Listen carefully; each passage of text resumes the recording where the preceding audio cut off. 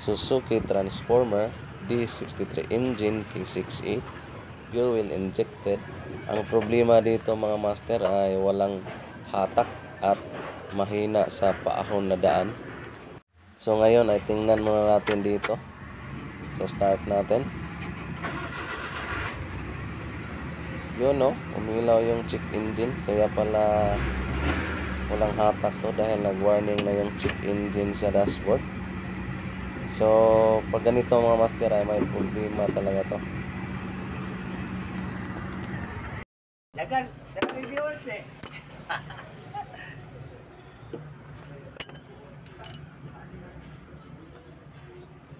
Kasi tangkot so ano yan, maparado, ikot. Dala.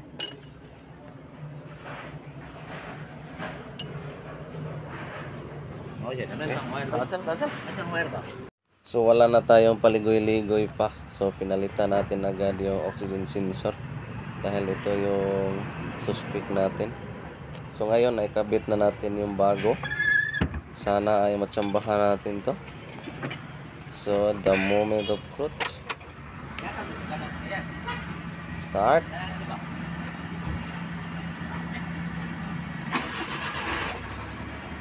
Yun o.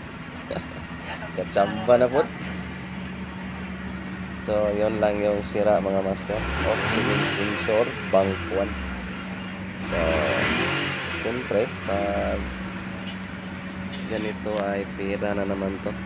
So shout out sa 201 subscriber na solidong sumusuporta sa channel natin.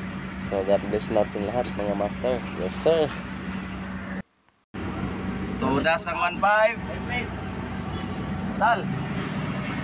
Toda sa 15.